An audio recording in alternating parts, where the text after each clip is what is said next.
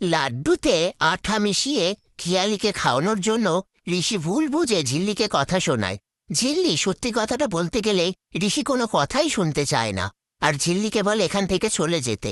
এরপর কোকো মোমো ঋষিকে বলে ঝিল্লি তো আমাদের জন্যই সবকিছু করেছে, খেয়ালি বলেছে বিয়ের পরে বাড়িতে এসে আমাদেরকে বোর্ডিং স্কুলে পাঠিয়ে দেবে। রিঙ্কি সেই একই কথা ঋষিকে বলে।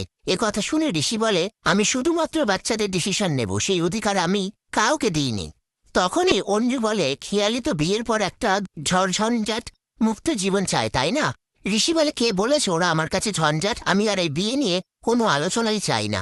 এই বলে সেখান থেকে চলে যায়। তারপর ঋষিকে কোকো মোমো বলে ঝিল্লির কাছে ক্ষমা চাইতে। ওদিকে ভাইয়াজি রেগে গেলে খেয়ালি বলে তুমি কেন এত রাগ করছো? রাগ তো আমার করার কথা। আর রানাকে বলে আমি তোমাকে একটা প্ল্যান বলবো, সেই কাজটা তোমায় করে দিতে হবে। এদিকে ঝিল্লি মন খারাপ করে কান্নাকাটি করতে থাকলে তখনই ঋষি আসে। ঋষিকে দেখে ঝিল্লি চলে যেতে গেলে ঋষি ঝিল্লির হাত ধরে টানে আর বলে তুমি আমায় বলনি কেন যে খেয়ালি বাচ্চাদের বোর্ডিং স্কুলে পাঠাতে চাইছে? ঝিল্লি বলে কারণ নামে নালিশ করা ঝিল্লি চৌধুরীর স্টাইল নয়।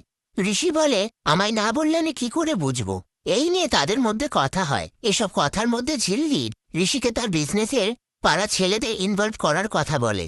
সেই আইডিয়াটা ঋষির খুব পছন্দ হয়। সেই মুহূর্তে রিঙ্কি কোকো মোমো আর মিষ্টিকে নিয়ে সেখানে আসে। ঋষি বলে কি হয়েছে? রিঙ্কি বলে বাচ্চারা বলেছে ওরা যদি বোর্ডিংয়ে যায় তাহলে ওদের সাথে ঝিল্লিকেও পাঠাতে হবে। ঋষি বলে কেউ কোথাও যাবে না, সবাই এখানেই থাকবে। এ কথা শুনে সবাই খুব খুশি হয়ে যায়। ঋষি ঝিল্লিকে দেখে আপন মনে বলে একটু আগেই চোখের জল, আবার এখন হাসছে। আর আমাকে যে আইডিয়াটা দিয়েছে সেটা মন্দ নয়। আসলে ব্রহ্মা জ্ঞানের লিডার তো সব ভালো জানে। এরপর ঋষিকে ভিকি ফোন করে বলে তুই যে বিজ্ঞাপনটা ছাপাতে বলেছিলি সেটা ছাপা হয়ে গেছে। ঋষি বলে আচ্ছা ঠিক আছে, কেউ ফোন করেছিল? ভিকি বলে না। এ কথা শুনে ঋষি ফোনটা রেখে দেয়।